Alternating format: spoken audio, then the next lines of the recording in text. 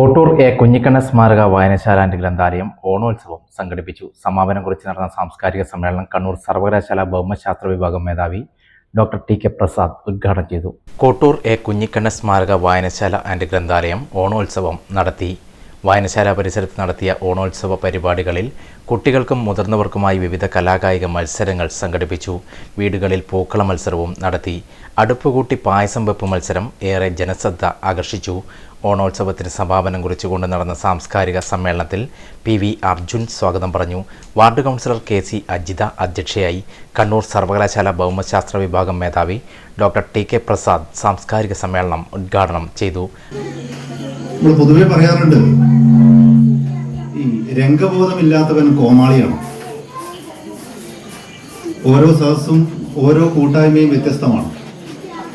ഈ ഒരു സാധനം മുമ്പിലുണ്ട് എന്ന് കരുതി പലപ്പോഴും കിട്ടുന്ന ഈ ഒരു സാധനം അങ്ങ് അർമാദിച്ചേക്കാമെന്ന് കരുതി കഴിഞ്ഞാലുണ്ടല്ലോ, പിന്നീട് അത് വളരെ ബുദ്ധിമുട്ടാവും.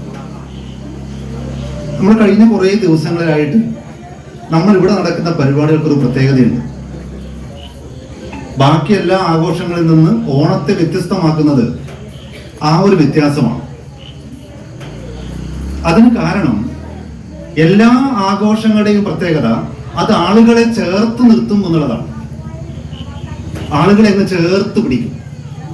നമ്മൾ ഇത്രയും ആളുകൾ ജാതിയുടെയോ മതത്തിന്റെയോ വർഗത്തിന്റെയോ വർണ്ണത്തിന്റെയോ രാഷ്ട്രീയത്തിന്റെയോ കുലത്തിന്റെയോ കുടുംബത്തിന്റെയോ ഒരു വ്യത്യാസവും മനസ്സിൽ വെക്കാതെ സ്നേഹത്തോടെ കൂടിയിരുന്ന് ആമോദത്തോടെ സന്തോഷത്തോടെ അങ്ങ് അനുഭവിച്ചത് ഈ ഓണം എന്നൊരു പ്രത്യേകതയാണ്. ഞാൻ പറഞ്ഞു വരുന്നത്, ഏത് ആഘോഷമാണെങ്കിലും ആ ആഘോഷത്തിന്റെ പ്രത്യേകത അത് ആളുകളെ ചേർത്ത് നിർത്തുന്നതാണ്. അങ്ങനെ ചേർത്ത് നിർത്തുമ്പോൾ കൂട്ടുകാരെ ശ്രദ്ധിക്കണേ, രണ്ട് വാക്കുകൾ ഉണ്ടാവും. അതിലൊന്ന് ഞങ്ങൾ ഞങ്ങൾ ഞങ്ങൾ എന്നൊരു ബോധമാണ്. P. Madhavan, T. K. Ratnakumar, Navas, A. P. M. V. Raghavan എന്നിവർ സംസാരിച്ചു. തുടർന്ന് മ്യൂസിക്കൽ നൈറ്റും അരങ്ങേറി.